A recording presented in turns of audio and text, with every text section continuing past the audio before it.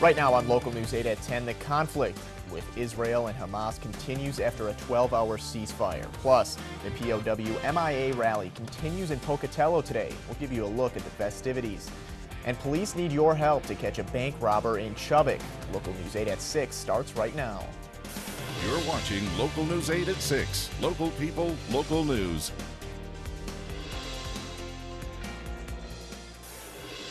Good evening. Happening now, police in Chubbuck are looking for a bank robber who hit the ISU Credit Union at 4914 Yellowstone Avenue just before 1 this afternoon.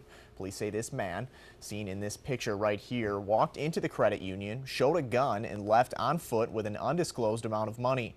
2 of the employees inside were tied up during the robbery, but are physically okay. If you know anything about the robbery or who the robber may be, police ask that you call them at 237-7172. Today is day 2 of the 3-day POW MIA awareness rally. Local News 8's Chris Cole shows us how it's a lot of fun, but a lot of reverence as well. It's the 14th annual POW MIA awareness rally in Pocatello this weekend, and there's a lot to see. Beautiful motorcycles, all shapes, even bikes that are as old as some of the folks who served in World War II. Our title is POW MIA Awareness Rally Corp, and the awareness is the key word in the title of our association. And they want to make sure the awareness is a big part of the entire rally. Everything about the POW MIA awareness rally is big, from the big noises the big motorcycles generate, to the big crowds, and of course, the big flags. The POW MIA flag is the largest in the world. When it raises, it signifies the start of the rally, and it serves as a symbol to anyone who can see it to always thank our military. So while there are plenty of activities like the motorcycle rodeo, monster truck rides for anyone who wants to go. Then on Sunday, and this is a big deal, we have our kids' bicycle rodeo, and they actually come and do what us big people were doing on the iron horses. And a lot of other fun for everyone. Bowen says there's also another feeling in the air at the rally. The patriotism and the camaraderie that we have up here, and you know, celebrate our purpose and help us fulfill our mission, and that's that everybody gets to come home. At the POW MIA Awareness Rally, I'm Chris Cole. The rally continues at the Bannock County Fairgrounds, and right now they're holding bike drag races. For the full schedule, you can head to our website, localnews8.com. Time now to check in with forecaster Christina Davies for a first look at the weather forecast. Christina? All right, so we have a high pressure system that's over our area, and that is going to drag monsoon moisture up. And as it drags it up, that's what's going to create those thunderstorms come Tuesday and Wednesday, and that will. So this is what we're going to look at for your weather. We have thunderstorms, light winds, and our temperatures are looking closer to average. For Pocatello, we're at 88 degrees with mostly clear skies and winds at only 3 miles per hour. So nice light winds, nothing like they were yesterday. For some current temperatures, we have Stanley at 81 degrees, Salmon at 86, Blackfoot at 87, Idaho Falls at 85, Montpelier at 83, and Malad at 91. So for winds, not as strong as the days before, but we have Blackfoot with 6 miles per hour, Arco at 7, Rexburg at 5, Pinedale at 11, and Montpelier at 12 miles per hour. So although we do have some cloud cover for tomorrow, our UV index is still at very high. So if you're out and about for tomorrow, don't forget to wear your sunscreen because our UV index is still at very high and clouds won't cover you from that. All right, good advice, Christina. We have continuing coverage of the conflict between Israel and Hamas. The 12-hour ceasefire is over. The two sides agreed to stop the fighting temporarily to care for the wounded, but the death toll in the conflict keeps growing. More than 1,000 Palestinians are dead, most of them civilians. David Wright is in Gaza City with more. This momentary pause comes after some of the fiercest fighting and shelling yet. This residential neighborhood, Shijaiya, has taken some of the heaviest hits. This is the first time it's been safe for us to come. Overnight, 2 Israeli soldiers were killed in ground fighting. Many Palestinians, too, including 18 members of a single family. The full ceasefire can't come soon enough. Inside one hospital, we found a miracle, one of the youngest casualties of this war.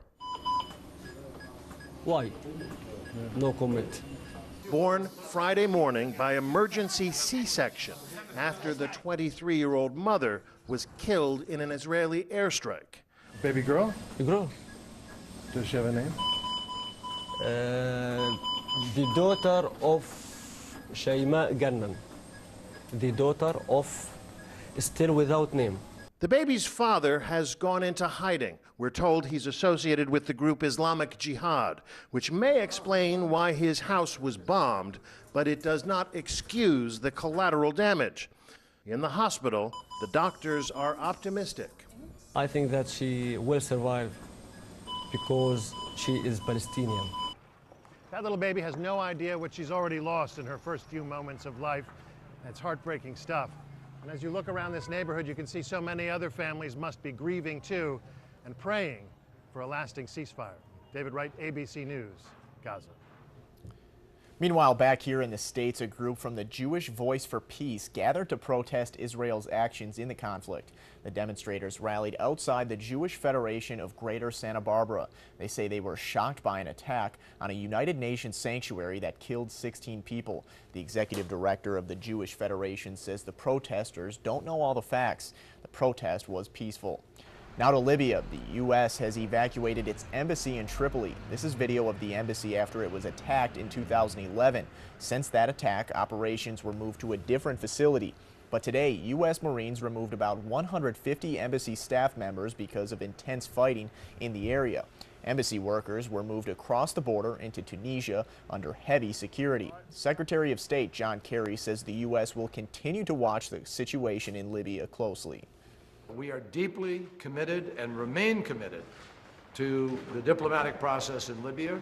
Our envoy will continue to be engaged with the British envoy and other envoys, and we will continue to try to build out of the election the legitimacy of the government formation and the efforts to end the violence. And in Ukraine, 2 cargo planes left the country carrying some of the victims removed from the crash site of the Malaysia Airlines Flight 17. In all, 298 people died in that crash. The 2 planes were carrying the remains of 38 bodies. They're being taken to a forensic center in the Netherlands for identification and investigation. Officials say there are still more remains at the crash site. A Wyoming man and woman have both been charged with 1 count of child abuse and 3 counts of felonious restraint. Authorities say the Albany County couple left their 7-year-old outside in a wooden cage. The woman says it was a punishment for being bad, while the man told police the child seemed to enjoy being in the cage. The 2 are being held on a $100,000 bond. The child was taken into protective custody. Some good news for Idaho's timber industry. Last year, Idaho had one of the best timber harvests it's had for a while. Every year, the Idaho Department of Land sells about 250 million board feet of wood. On top of that, an extra 40 million was salvaged from the area burned of last year's Elk Complex fire. All of that combined was worth more than $72 million.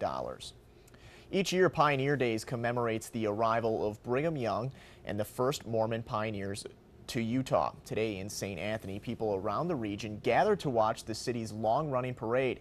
As Local News 8's Luke Jones reports, it's one of the largest parades in this part of the country. St. Anthony's Pioneer Days Parade never fails to impress. From the floats to the dance routines, even the food. We love the taffy, chocolate milk, it's just great. So great, Sarah Hawks and her family were willing to make the 3-hour drive from Salt Lake City. We come every single year. My dad grew up in St. Anthony, so we just love coming to the parade. We came up from Green River, Wyoming. Taking off from South Fremont High, the parade makes its way through town, turning lots of heads along the way. I like watching the draft horses, you know, when they're pulling the wagons and stuff.